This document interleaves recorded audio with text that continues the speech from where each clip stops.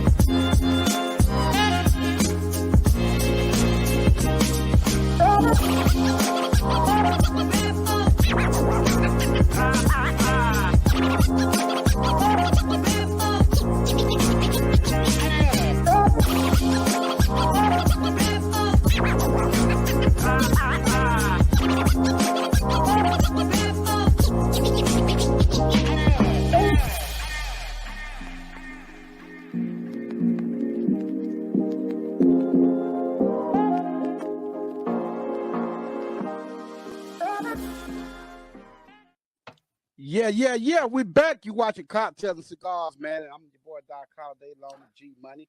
We got a great show for y'all today, man. And our next guest, man, I tell you what, man, he's gonna drop that knowledge on us. He's gonna give us some jewels to get a piece of the pie, man. So y'all get ready for him, man. What's up, G? What's going on? Oh man, hey, I'm waiting on the guest, man. I You ready to do it? You ready to do it? Yeah, I want to listen to some of this good literature, man. I know, you know what I'm saying. They say this man has known this to show you the way, man, to really get into this real estate world, man. You know what I'm saying? Yes, sir. We're gonna go ahead and get into it, man. We're gonna go ahead and get into it. You see his picture up there, you see his flyer up there, but we're gonna go ahead and bring him on right now, man. We ready to bring him on? Let's go ahead and bring him on. I'll tell you what, this is how we're gonna do it. We're gonna give him a proper introduction real quick.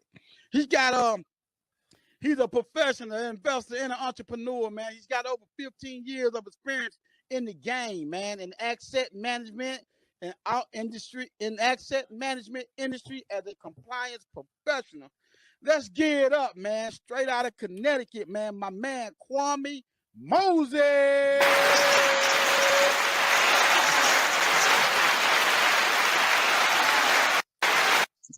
Okay, Kwame, what's up, boy?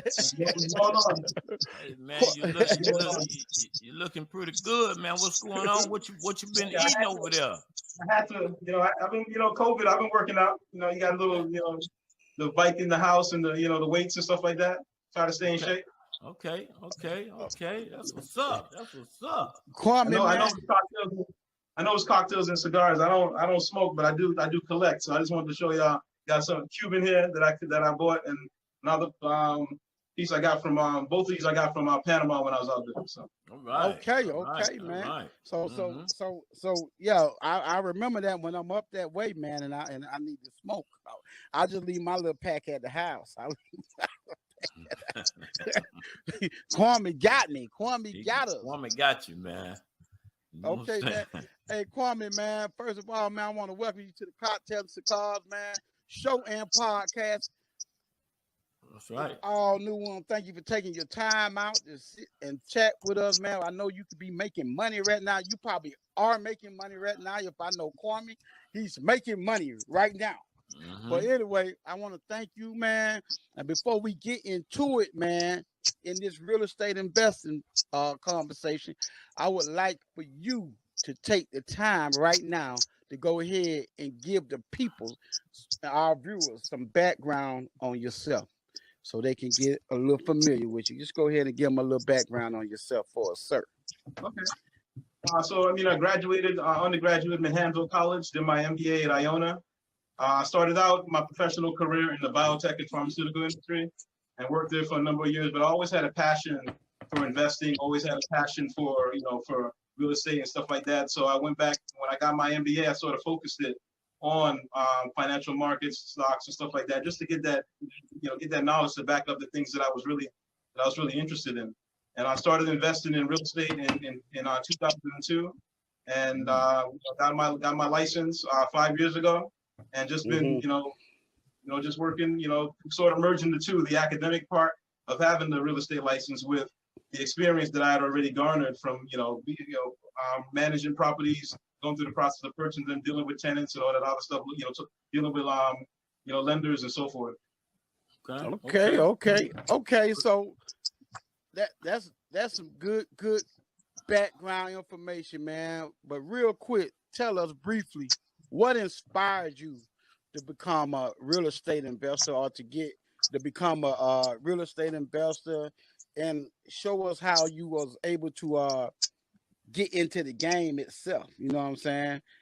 Because you had to be inspired first, and then you had to get into the game. So, so give us what inspired you. Yeah, well, I mean, growing up, we were always, I have to say my parents sort of drilled in this, because growing up, we were always taught to own property, try to go out and buy property and so forth. And I've always had an interest in saving. I've always been a saver. You ask anybody that knows me growing up, I can put $1 away and, I might spend 25 cents. I still got the rest, so I'm saved up. So I've always been a saver, always been thinking around saving and wealth building and so forth. So I guess if I had to put it into one word, it'd be wealth building, or one, phrase or whatever, it'd be wealth building and financial independence being, the driver behind everything that I do in real estate and pretty much everything else. And I see real estate as being one of those really big keys to being able to build wealth in any environment, but especially in our capitalist society that we live in. To be able to generate generational wealth that you pass down to your kids, but also sustain you while you're around. Okay, so how you got in the game? Was you just saved and then you decided I'm finna jump in the game, or did you have somebody take you? Did you buy a course? Did you? So I tell you. So what happened was when I was in college, we had a financial advisor come to my school, and he did a did a presentation on investing and the benefits of investing and how money compounds. And that sort of sparked me around what I could do with the money that I was saving, and how I could use it to allow it to grow. And from there it was just I sat down with a financial advisor. I talked about how I wanted to get to that goal. So it really starts back with, when you think about what you want to do, it all comes down to why you want to do it, right? So if you think about it, my goal when I was coming out of school, I said, well, I want to be able to buy a house in 2 years. I want to be able to save up to buy, to invest in other ways in things that interest me. So when I sat down with him, that was the goal. And when you build around that, then you're able to strategize and sort of address how you're going to approach getting into this market. Okay. Well, look, man, you one thing about it, I could say, the approach with that cigar, man, if you're doing a business deal, the cigar is one of the best ways to really entertain an investor or whoever you might be dealing with. That cigar takes it to another level. So I mean, I know you're in the right field by carrying you a pack of cigars with you. Oh yeah, definitely. Plenty conference meetings, man. Yeah, plenty conference meeting, man. But this is what I also want to know, man. What are some of the major risks when it comes to buying and selling real estate in today's market? What are some of the major risks for our viewers out there that they should be aware of? It all comes back to why you're looking to invest in real estate and what you end up getting into after that. So for me, I wanted to I was thinking about financial independence. I was thinking about developing revenue streams that would come in that will allow me to offset any expenses that I had. So if God forbid I lose my job, I'd still be able to maintain my lifestyle because I have revenue coming in from another source. So, when you look at the investment property market, you say, okay, I'm gonna buy a multifamily, I'm gonna buy a 2 or 3 family. Location is important. Location is important regardless with respect to real estate. But when you look at that investment property, you're thinking about it from the perspective of, one, I don't want to overpay for it, right? Because if I'm financing it, then if I overpay, then that mortgage amount is cutting into the income I'm generating from the property, right? The other thing you're trying to think of is, what kind of rents can I get from this property? Right? If I rent this property up, can I rent this property up? Am I going to get quality tenants in here? Right. Yeah. Depending on the environment you're in, there's a risk associated with that. And I think they're good. There are programs out there that are good, such as Section 8 and so forth. But regardless of who, you got to be able to you have to be able to do background checks and check on everybody. And I mentioned Section 8 only because they'll pay up to sometimes 100% of a tenant's rent, so you don't have to worry about. So you just have to worry about getting the money. You just got to worry about whether the person takes care of your apartment or not, right? Yeah, But you say that's on Section 8, right? That's on Section 8. Yeah, right. But it's all. But again, you're in that environment if you decide to buy in an urban inner city community, right? Right. Or so if you're buying a property in the wealthy suburbs, then you're probably dealing with somebody who is a nurse, a doctor, or it depends on the professional professional background of the area. But at the end of the day, though, you just want to make sure that you can get tenants in there and you can get the rent that's going to give you the rate of return, the cap rate that you want on that property to make it worthwhile, right? So if you say I'm trying to get a 10% return, then you want to make sure that when you do the numbers, that mortgage minus whatever you're making in income is going to give you that, right, to cover the other expenses that cover what you're trying to do in order to keep your short and long-term goals moving forward. All right, man. That's what I'm talking about. Well, man, we're going to go ahead and pay some bills, man. And when we come back, man, we're going to talk a little bit more with our brother Kwame Moses, man, on this real estate game, man. That's right. He's blessing us with the jewels right now. You watching Cocktails and Cigars, baby. Yes, sir. That's right. That's right. That's right. Hey, man, I'd like to welcome y'all back. We got our homeboy check in. My homeboy Bryce and my boy Larry's in the building. What's up, fellas? What's going on, fellas?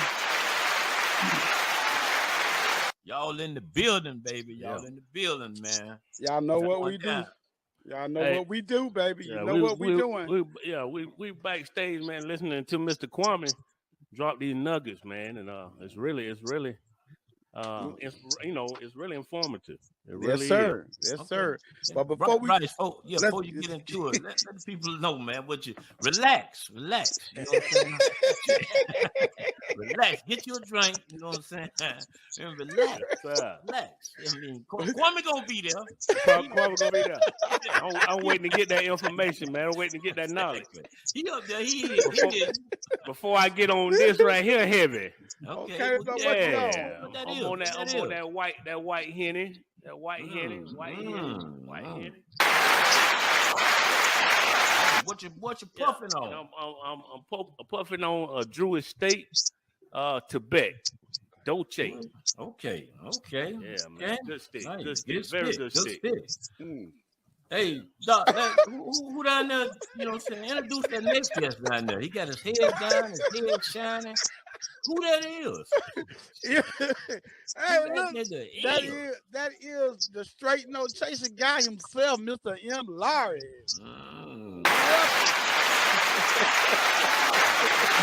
M. Larry, what's going on, man? You taking a spelling test? Hey, if you taking a spelling test, your speakers ain't on. We can't hear you.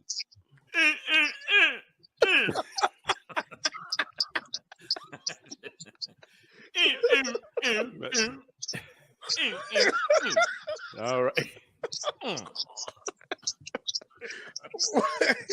We're gonna have to bring We're gonna have to bring Mr. M. Larry. Let M. Larry get it together. We're gonna keep moving. We're gonna keep moving, man. Let's go back to Kwame, man. At least Kwame got something to say, man. You know what I'm saying? Hey, Mike Larry.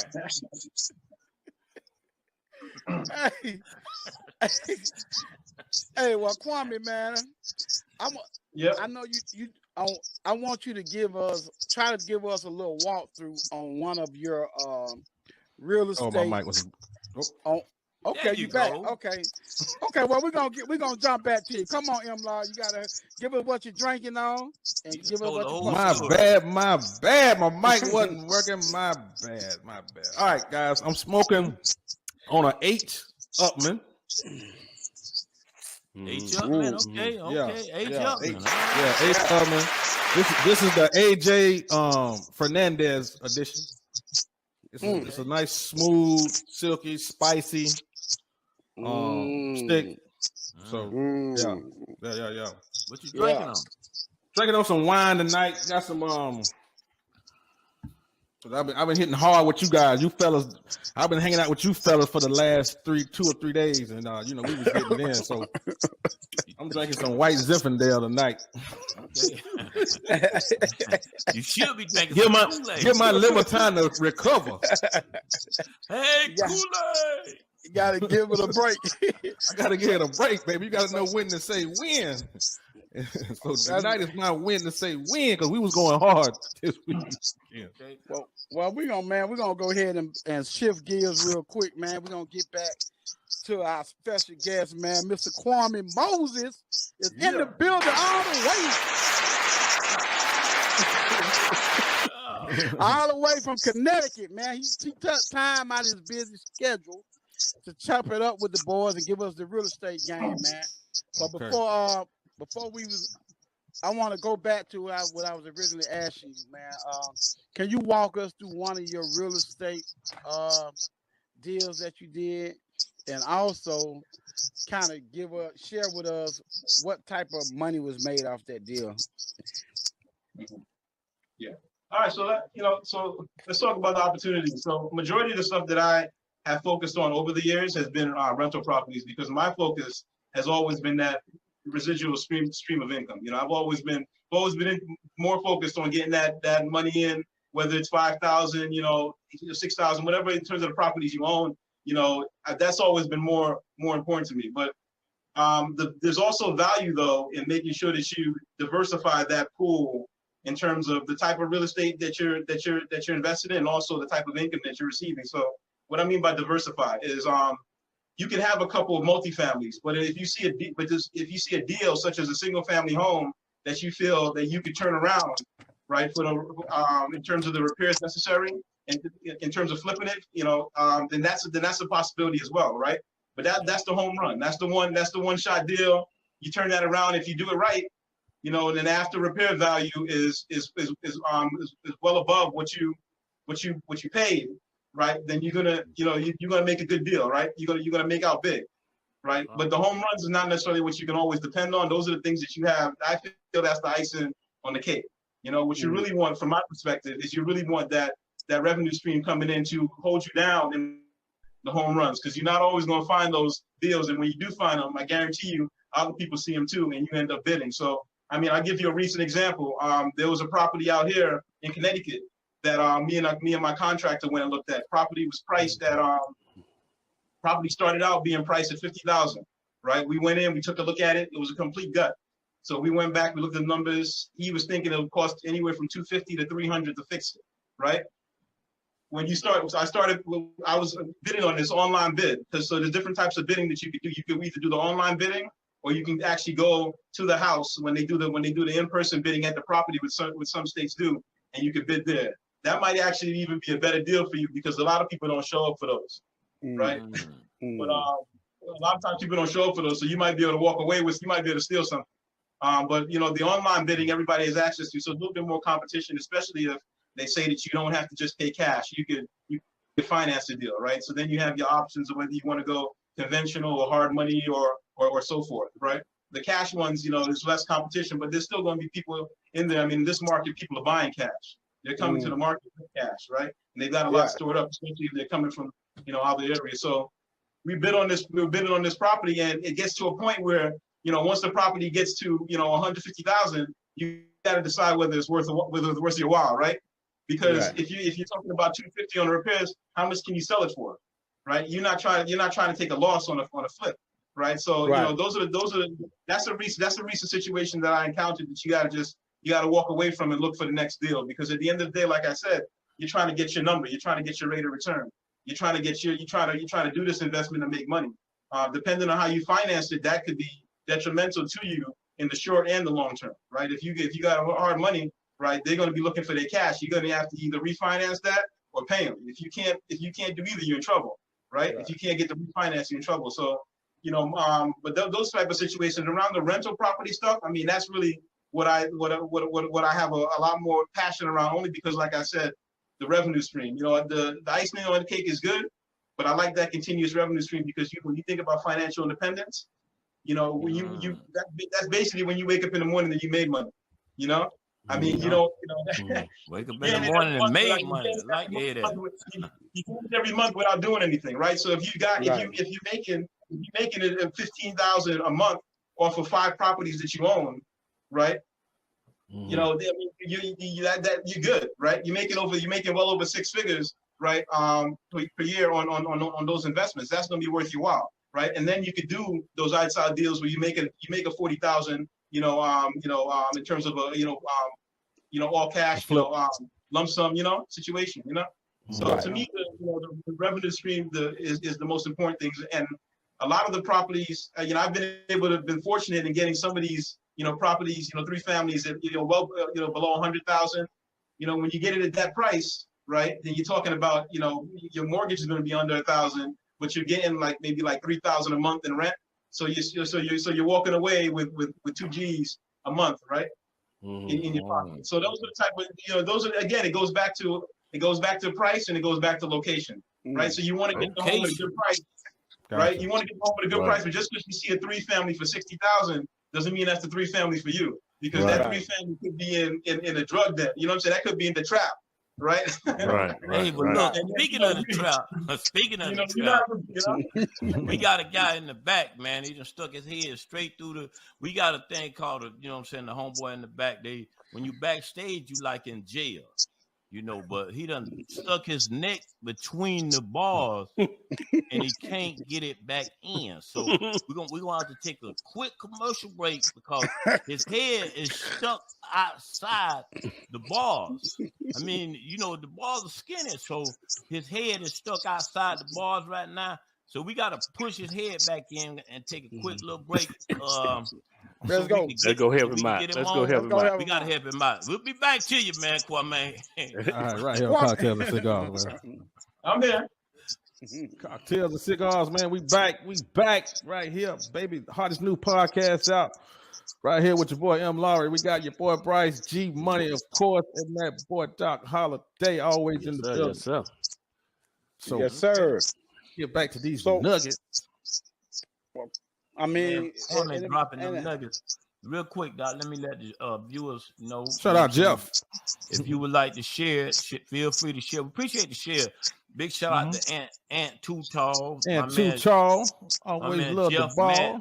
Jeff Ball. Man, they got in the building. Yeah, he hollered at you. South by City.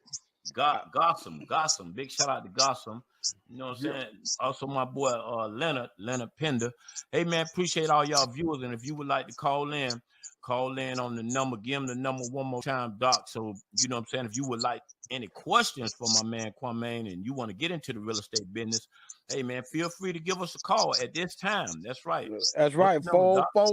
404-955-8651. 404-955-8651. And I know you've been itching to ask Kwame some questions, Bryce. So we're gonna go ahead and let you kick it off. Yeah, I don't know what's going on. I'm moving in slow motion.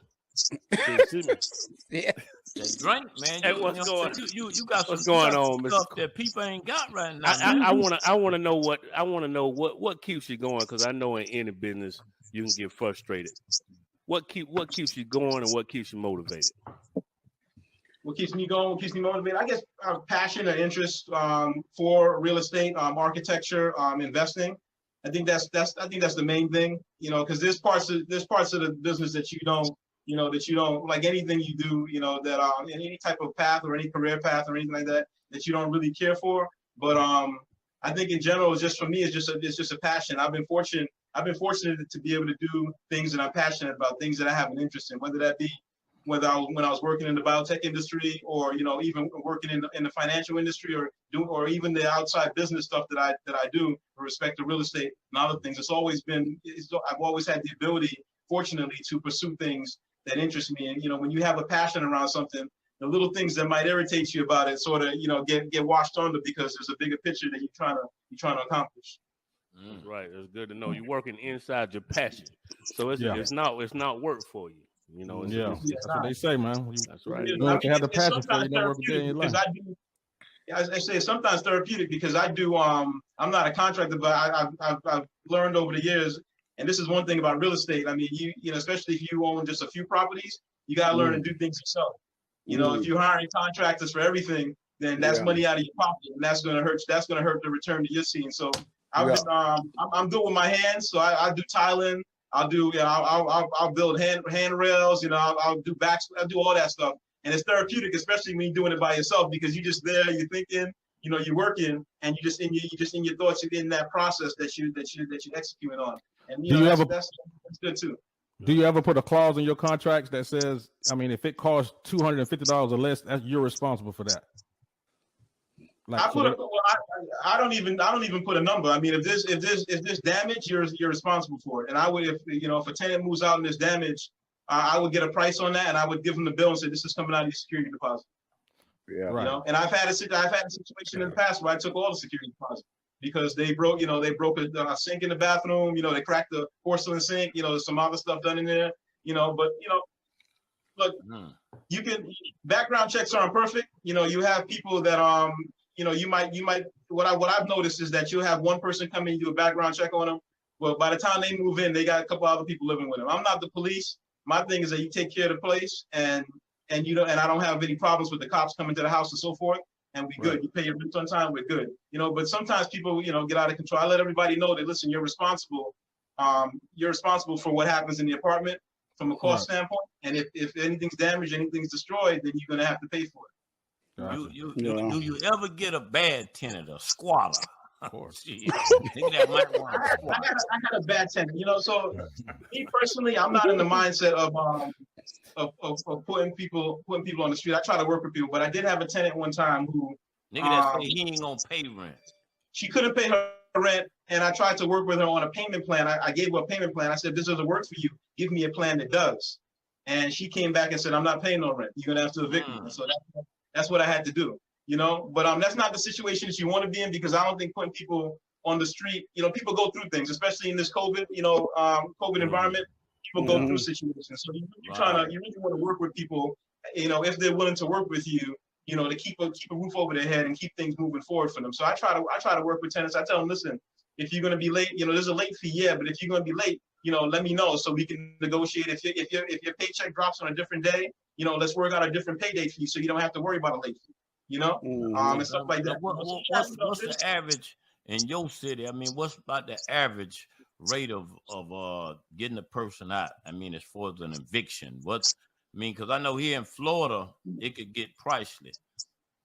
I mean, I couldn't tell you right now that number is 0 because they had an eviction moratorium, and so nobody was getting evicted from the apartments. That really recently expired in Connecticut, like this month. So yeah. Hey, how has COVID affect your business, the real estate business at all? I've been fortunate; it hasn't affected me. My tenants have paid, and I haven't had a problem with that. But I know there's a lot of landlords who, have had problems with that. I mean, I also, because I'm a realtor, I also, work with clients who looking to buy homes, and I've had situations where we couldn't get into a home because the tenant said they're not allowing anybody in because they don't have to, because of COVID, and they don't understand that they can't be evicted or moved because of the government. So the landlord is stuck. The owner is stuck because they can't do nothing. You got to just sit on that house. Right. The government actually put some money aside. I mean, billions aside, and only like 20% of it has gotten out to the landlords and people that are behind in rent and stuff like that. I wonder why that is. I mean, a lot of that could be a lack of information, lack of knowledge. People just don't know.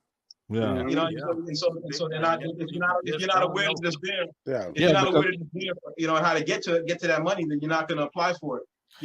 Tenants, the tenants, certainly have been. I've heard the tenants of tenants who've taken advantage of that, those subsidies. But from a landlord perspective, it hasn't. Those that haven't just either don't know or just haven't gone through felt the necessary. They wanted to go through the process again. Right. And we're on right now with our special guest, Kwame Moses. Man, Kwame. Hey.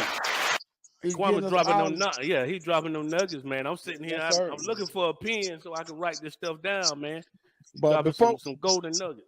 Before we let you go, man, I got to get this question out, man. I would love for you to give our viewers, man, 2 tips on when they're purchasing first time homeowners looking to be first time homeowners. Give them 2 tips that they need to know when they're trying to be homeowners for the first time. great question. I might give you more than two, because I start off by saying, if you're a first-time home buyer, I think you should, seriously consider buying, a two-family home, Mm. And the reason why I say that is, one, What you mean by two-family home? a home where you got it's either a duplex, right, or either a duplex or three-family, a triplex, but it could be side by side or one on top of the other. In Connecticut, most of those two families are one on top of the other, right? Okay. But the benefit of the two families, you're living in one apartment, you're getting rent from the other. It helps to subsidize, and sometimes, if you're lucky, pay the full mortgage, and that is a way for you to build wealth, because the money you would have paid out in that mortgage, you're keeping in your pockets, you're able to save, right? And then when you buy that single family home, then you could then turn around and fully rent that out, and that's full revenue coming into you. And the other thing that we didn't discuss today or so far is the tax benefits.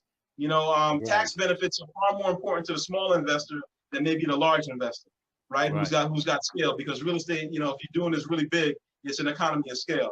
But when you're a small investor, tax benefits are huge, in terms of the write-off. And if you got that property 50% rented, then 50% of your water bill, 50% or 100% of the utilities you pay for that side, any other expenses that are shared, you get to write off 50%. If it's 100%, you write off 100%. So that helps you if you got a job, to be able to offset your income and and give you more money, put more money back in your pocket, or at least take more money back from Uncle Sam that he was taking out of your pocket. Right? Wow. Kwame, last question, man. I want to know, what I'm saying now, does this qualify me as a real estate investor? I bought the whole hotel, and I just rented out every room. You know what I'm saying? It does. So does that put me in the category of a real estate investor? I just bought the whole, every room, and I rented it out. Yeah, it does. It does. I mean, the hotels are real estate, and it's commercial. It's commercial, but hey, I just wanted to clear that up, because me and Doc was having this discussion backstage, and he was saying that I wasn't really he said that didn't qualify you, huh? Right. He was saying that I really wasn't, and I said, I stuck my chest out. I said, dude, I'm a real estate investor, because I'm not doing it the way you doing it, but I'm doing it in some type of format. So I'm glad you cleared that up. There's different formats. Everything isn't residential. If you're buying something that's 5 units or more, it's commercial. You're buying a mixed use, that's commercial. You could buy a shopping mall. You could buy a hotel, a motel. There's a lot of different ways to do it. So there's a lot of different ways to. And I implore everybody to if you can, dabble in all of that, because all of those revenue streams are different, right? What you get from commercial is a lot more than what you're going to get from residential. Right. So I'm getting ready to name my man. We got to bring you back, man. We got to bring you back. Yeah, we got to bring you back. We don't have enough time. Yeah. Hold on, real quick for the first time home buyer. Let me I just say this real quick. Like I said before, location is important, but you want to make sure that you do your home inspection, right? Okay. Right. You want to make sure you do home inspection. You see in a lot of situations right now where they're asking for best and highest, and a lot of times people are being pressured to say, hey, listen, waive the inspections and so forth. You want to do the home inspection. You want to do that inspection right after a day when it's raining, where it's snow, where you've had inclement weather, because that's when you're going to see stuff like flooding in the basement, crack, water leaking through cracks in the foundation, stuff like that. Bad drainage around the home and so forth. You also want to make sure. You also want to make sure that you buy within your range. It's very, very easy in this market where it's a seller's market, and people I see situations where people are bidding, 50, 60,000 above asking price. Don't do it if that's not going to work for you, because at the end of the day, you don't want to be house rich and cash poor, right? Because you don't know what could happen after you buy that home. You could buy that home, and then you find out that there's a crack in the water main leading out to the street, and the city tells you, it's not their problem. It's not their problem. That's right. You're gonna come out of pocket $14,000 to fix it. I've seen that happen, right? Mm-hmm. So those type of situations, you want to make sure that you buy within your range. You want to put a solid offer in, but one that you could afford, that isn't going to hurt you or absolve you of all the cash that you have available. right? Oh, So wow. those are some of the things Oh, that I no. let people Good think enough. about. You know, Yeah, we when you go definitely gonna have time. to. We Yeah, we gotta bring you back. We definitely gonna bring you back, Kwame. But before we get out here, man, we're gonna let you go ahead and shout out whatever projects you're working on and how people can follow you. So we can go ahead and close this Yeah. out. So I mean, yeah. Thank you. So I mean, I'm on the board of nonprofit called Liberation Programs. Liberation helps people overcome substance abuse and addiction. It's a great organization. I've been on the board for over 10 years, and I'm very passionate about it. Charitable work is something that I'm very passionate about as well.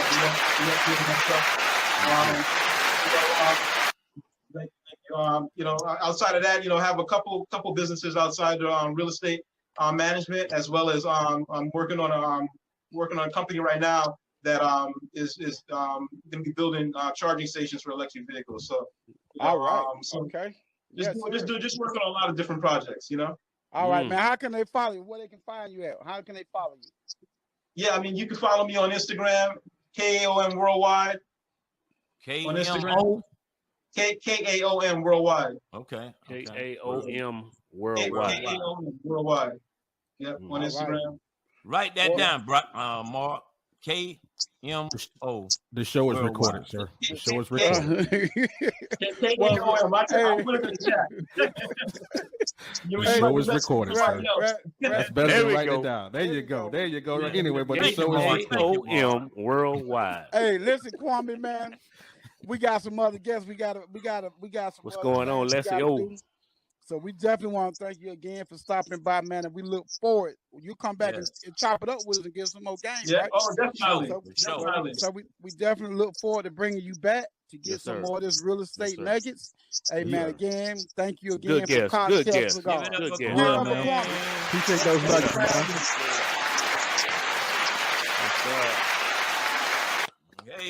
Hey. Yeah. Shout out Leslie. Yo, I see you. Mark got his mic right. Appreciate that. Yeah, I know. I'm sorry about that, man, with the mic earlier. Yeah. But man, hey, we got great guest, man. That was a great guest. That was great guest. A lot of nuggets. Great guest. Yes, sir. Man, passive income. Talking about that residual income. Yes, sir. We gonna get That's what it's all about. Getting paid while you're sleeping. We gonna get into that a little bit later because we got to bang on these cigar tips. Tips of the week. Tips of the week, y'all. Tips of the week, y'all. Let's go, man. Y'all kind of damn tips of the week, man. I guess. Let's try. A little fruity. Cocktails and cigars. Cigar tip of the week with your boy Bryce. Hey, yeah. We're gonna bring on our guest this week with the cigar tip of the week.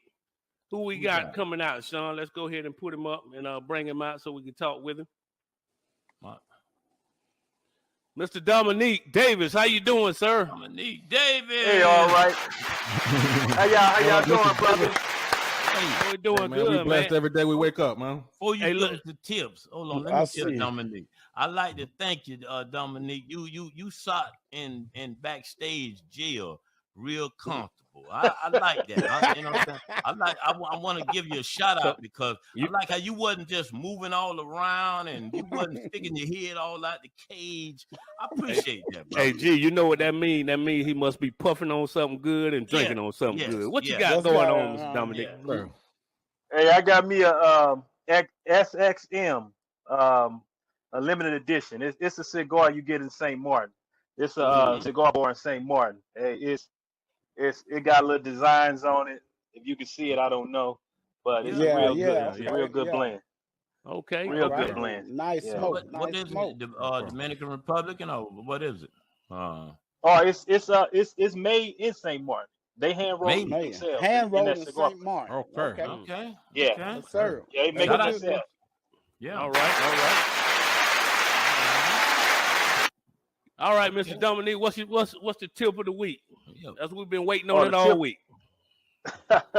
Well, the tip of this week is y'all got me following the man who talking about money when I'm talking about spending your disposable income. So, but the tip of the week, is basically how to smoke a cigar, because a lot of people get sick from inhaling a cigar.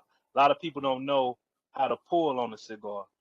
You know, so the tip of the wick is basically when you smoking a cigar, you want to put it up and you want to pull on it like you sucking through a straw. But you want to, get that good pull, hold it, taste all the flavors. Depending on the cigar, depending on what you like, taste all the flavors, then you blow it out as a release. You know, you say I'm sitting back here, I'm smoking a cigar. We all know when we smoke cigars, hey, you feel real good, you feel real smooth, it's relaxing, it's like meditation. Right. What's the good tip as far as a person want to ash? They don't want to ash their cigar. You know what I'm saying? I mean, what's a proper way would you say to smoke the cigar for not to ash it? That comes from when you light your cigar. You gotta start the cigar right. You gotta make sure you light your cigar evenly around. Let me give you one, Dominique. This is a better one. Try rotating the cigar as you pull. Take your pull and rotate it. Yeah, I've done that. The cigar gonna smoke evenly around. Dominique, tell him to get him a good torch instead of a big lighter. So he can light that around. He sound like he economics. He trying to save some money. Don't you got to save some money? Get you a good. You're not using matches, are you? You're not using matches on your cedar. Dominique, don't do it, Dominique. Don't do it. Don't. That's what you need right now. Blow your chance. You just had a chance at tips of the week, Dominique. Don't blow it now. You was a third grade smoker, Dominique. Hey, you want to make it to fourth grade. Now you want to make it to fourth grade. I'm just trying to show you how to get to fourth grade, Dominique. I'm not I'm saying? I'm not just spanking you like that. I'm just showing you how to get to fourth grade. And if you rotate the cigar, you're gonna, you know what I'm saying? You're not gonna add. You told him how to pull it like a straw. Look at this. Can you see my ash? You got a good ash. That's not rotating it at all. That's not rotated at all. A good cigar, you don't have to ash it. You shouldn't have to ash it. You know what that means, right? Yeah. You understand that? You understand that? I didn't rotate this one time. Tell him, Dominique. I got a PhD. I got a PhD. I'm not in the fourth grade. I got a PhD in this. There you go. That means you got some big ass. You doing too much work. You gonna stress yourself out smoking a cigar, rotating it. You gonna get a brain aneurysm. Yeah. You smoke. Well, the headband is kind of tight right now. Your headband is kind of tight right now. Dominique, man, I like it, Dominique. Just good. We appreciate it's all love, brother. It's all love, baby. And when I grow up, I'm gonna get me some lips just like you.